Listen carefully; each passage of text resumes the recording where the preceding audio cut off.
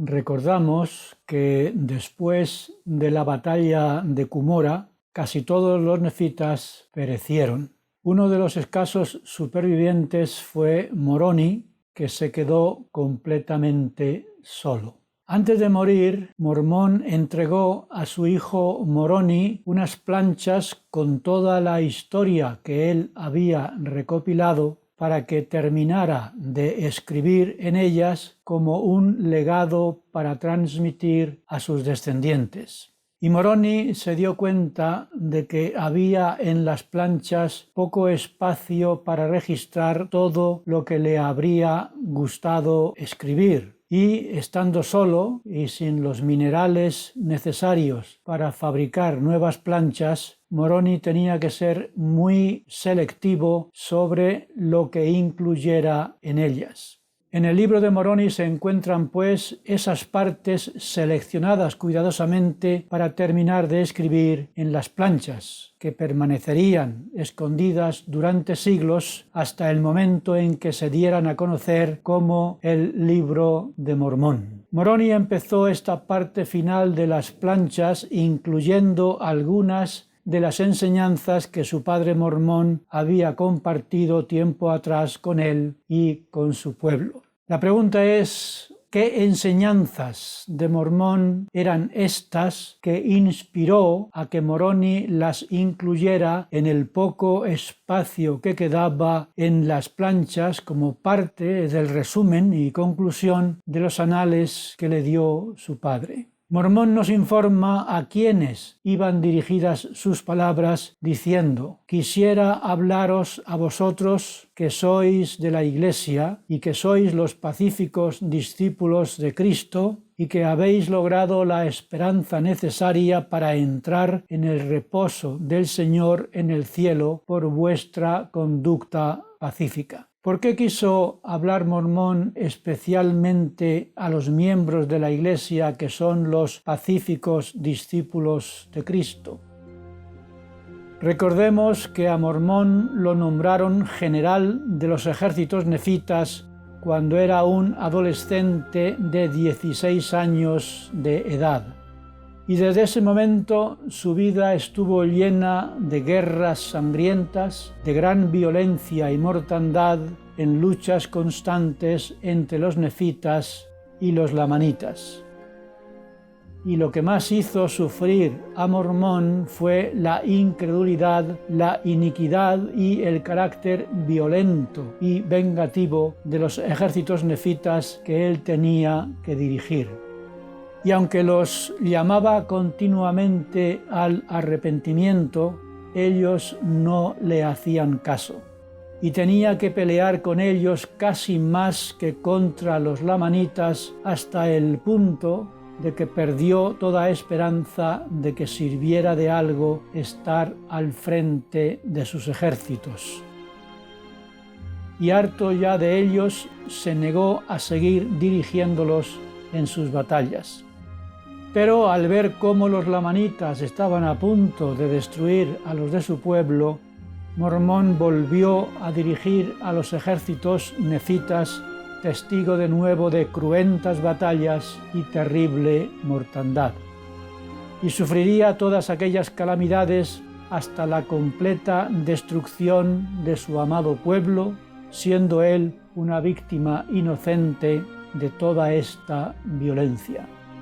Y la angustia que le producía la actitud violenta de los nefitas haría que Mormón echara de menos a miembros de la Iglesia que se comportaran como pacíficos discípulos de Cristo. Y a ellos dirigió las palabras que Moroni registró en las planchas con la esperanza de que por lo menos ayudaran a los descendientes de los lamanitas a enterrar sus armas de guerra.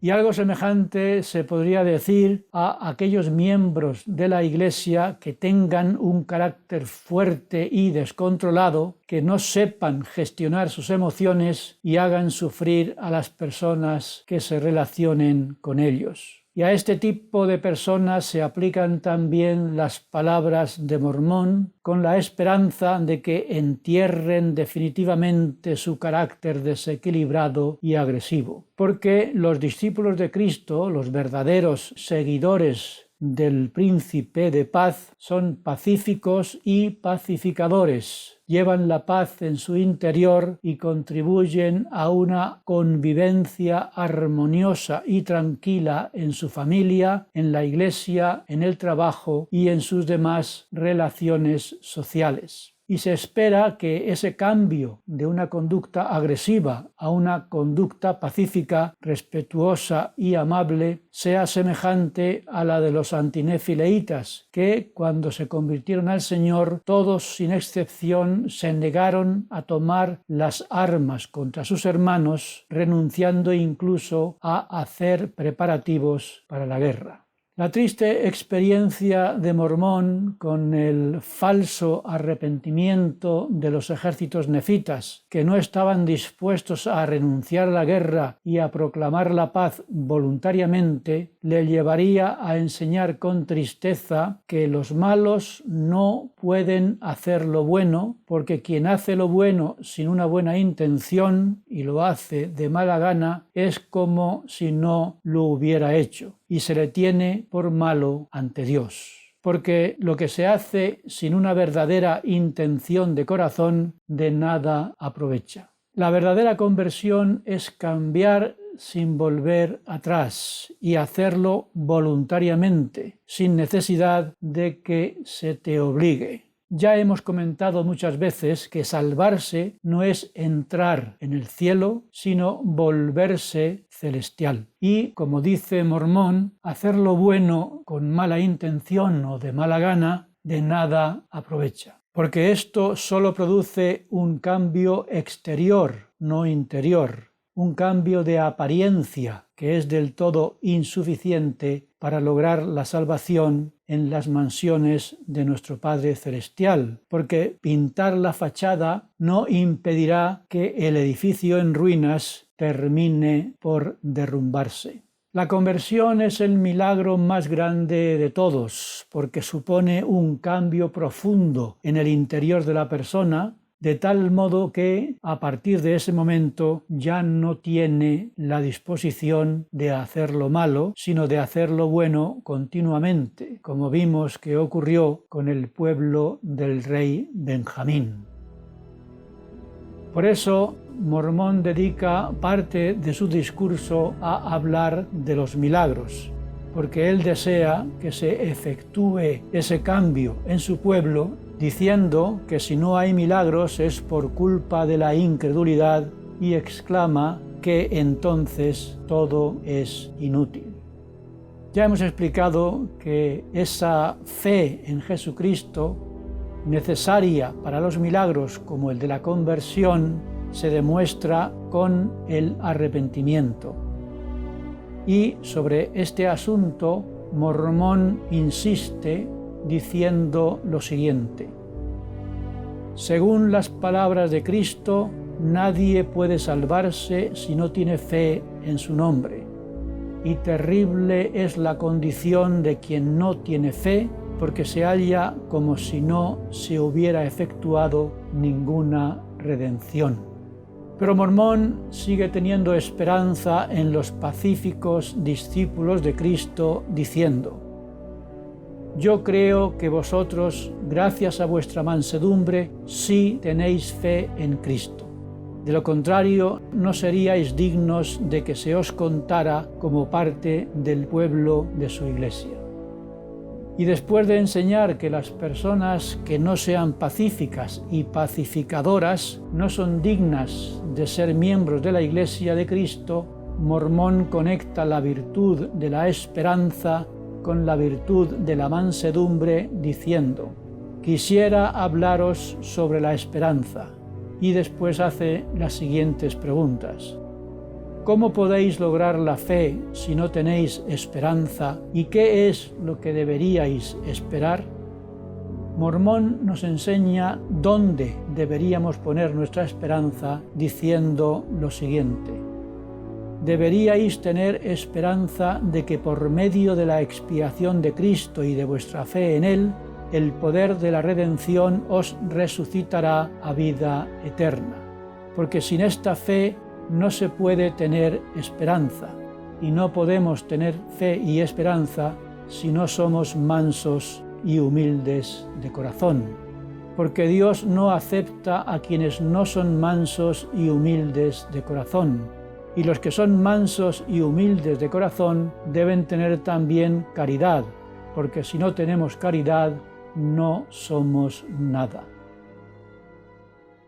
Vemos pues que Mormón conecta la fe, la esperanza y la caridad con el carácter manso y humilde, enseñando que todas estas cualidades o virtudes son necesarias para salvarnos en el reino de Dios, como estamos comentando. Y el capítulo 7 de Moroni termina con las siguientes palabras de Mormón: la caridad es el amor puro de Cristo, dejando claro que el amor de Cristo por nosotros es nuestro modelo sobre la forma como deberíamos tratar a los demás. Y Cristo es nuestro modelo también en el carácter que debemos desarrollar, porque Él dijo a sus discípulos: «Llevad mi yugo sobre vosotros y aprended de mí, que soy manso y humilde de corazón, y hallaréis descanso para vuestras almas». Cristo nos enseña, pues, que la manera de tener descanso y paz en nuestra vida es desarrollar un carácter manso, apacible, dulce y amable. De esa manera, esta manera de ser está íntimamente conectada con la caridad. Por eso Mormón, que no pudo encontrar en su vida ese descanso para su alma, enseñó que a quien desarrolle en el postrer día esta caridad, que es el amor puro de Cristo, le irá bien.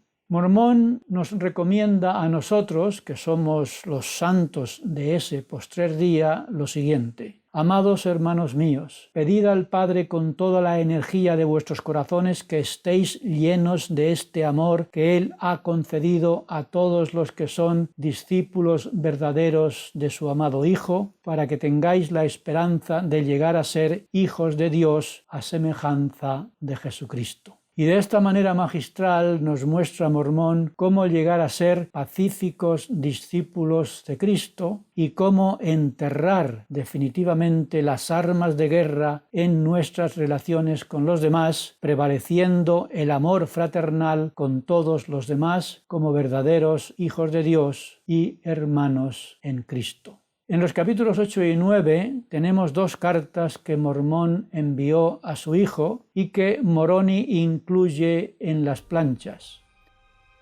En el capítulo 9, Mormón insiste sobre la gran tristeza y angustia que le produce ver que los nefitas y los lamanitas, a pesar de ser hermanos, descendientes de un mismo padre, se han convertido en pueblos depravados y degenerados que se torturan y asesinan unos a otros de manera tan cruel que la sola descripción de sus hechos resulta imposible de soportar. Y dice Mormón que la causa está en que los nefitas no se arrepienten y eso hace que Satanás controle sus vidas. Y Mormón comenta la actitud perdida de los nefitas, explicando de nuevo dónde está el problema. Y dice lo siguiente: continuamente me estoy afanando por ellos, y cuando les hablo la palabra de Dios con severidad, tiemblan y se enojan conmigo. Y cuando no empleo la severidad, endurecen el corazón contra la palabra de Dios. Por tanto, temo que el Espíritu del Señor ha cesado de luchar con ellos.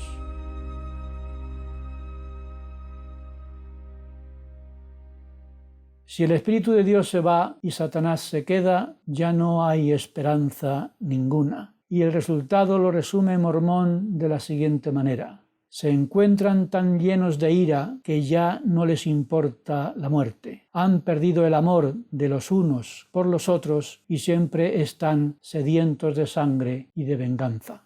¿Qué hacer cuando las personas se comportan de esta manera? ¿Debemos abandonarlos a su suerte, dejándolos por imposibles? Mormón muestra su gran corazón diciendo a su hijo Moroni lo siguiente: Mi querido hijo, pese a su dureza, trabajemos diligentemente, porque si dejamos de obrar, incurriremos en la condenación. Tenemos una obra que llevar a cabo mientras estamos en este tabernáculo de barro, de esforzarnos por vencer al enemigo de toda rectitud y obtener el merecido reposo de nuestras almas en el reino de Dios.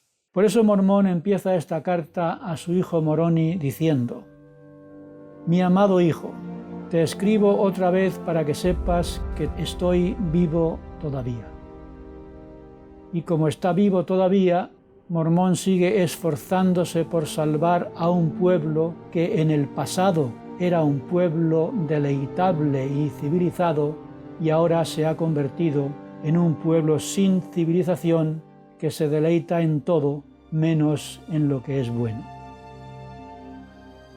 Y Mormón nos está diciendo claramente que nosotros tenemos el deber de no desengañarnos nunca de nadie y trabajar con todo nuestro ánimo para ministrar, servir y ayudar a cambiar a aquellas personas de que Dios nos haya hecho responsables, sin perder nunca la esperanza de que puedan cambiar y mejorar.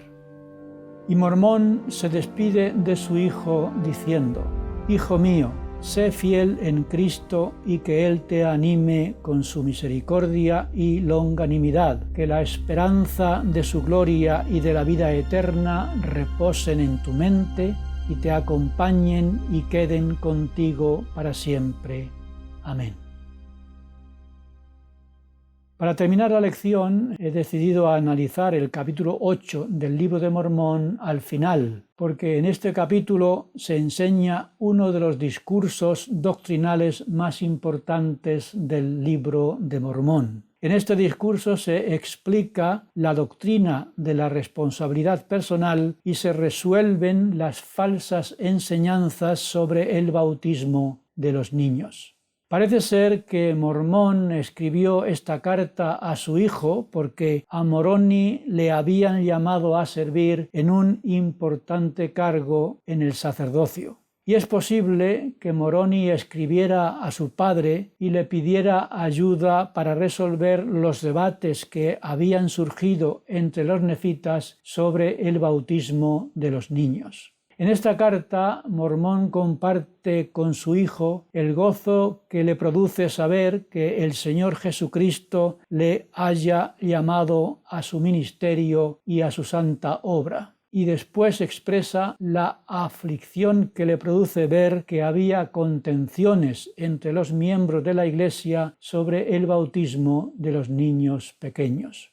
Mormón contesta a su hijo diciendo que preguntó al Señor sobre este asunto y que la palabra de Dios vino a él por el poder del Espíritu Santo. Y el Señor le dijo que los niños pequeños son puros y son, por tanto, incapaces de cometer pecado. Y Mormón da testimonio diciendo que estas palabras no son opinión suya, sino que vinieron de Dios por medio del Espíritu Santo, y añadió: Amado hijo mío, sería una solemne burla ante Dios que bautizarais a vuestros niños pequeños. Por tanto, enseñarás que el arrepentimiento y el bautismo son para quienes sean responsables y capaces de cometer pecado. Enseña a los padres que son ellos los que deben arrepentirse, recibir el bautismo y ser humildes como sus niños pequeños. Y de esa manera se salvarán ellos con sus niños pequeños, porque los niños viven en Cristo. De lo contrario, Dios sería un ser parcial que haría acepción de personas, porque ¿cuántos son los pequeñitos que han muerto sin el bautismo? De modo que si los niños pequeños no pudieran salvarse sin recibir el bautismo, habrían ido a un infierno sin fin.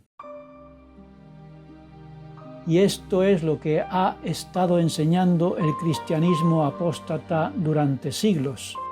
para amargura de los padres de esas criaturas inocentes que han muerto sin el bautismo. Y Mormón habla dura y claramente a estos cristianos de maldad, diciéndoles lo siguiente por medio de su hijo Moroni.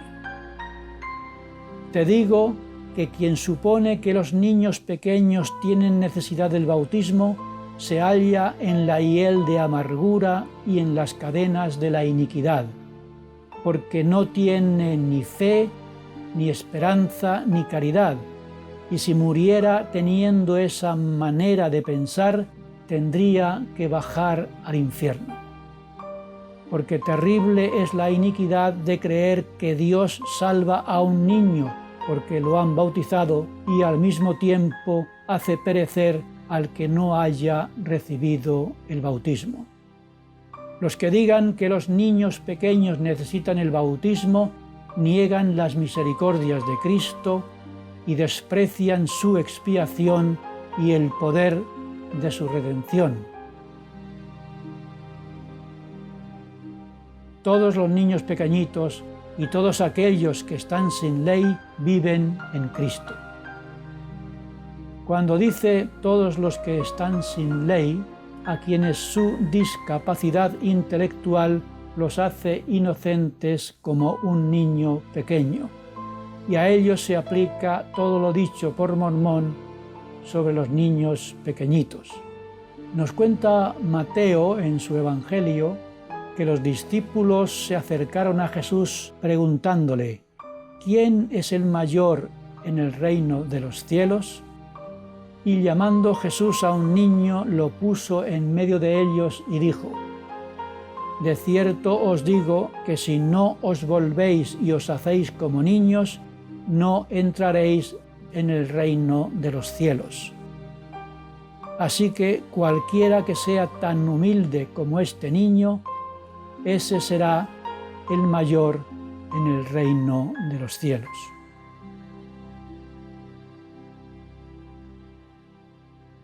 Muchas cosas aprendemos en los capítulos de esta lección del Libro de Mormón y podríamos resumir esta lección diciendo lo siguiente: seamos como niños pequeñitos, benevolentes, pacíficos y pacificadores sin rencor, humildes, inocentes y puros. Cuidemos a nuestros niños, porque ellos son nuestra esperanza en un mundo mejor. Y yo me despido con las mismas tiernas palabras que usó Mormón para despedirse de su hijo Moroni.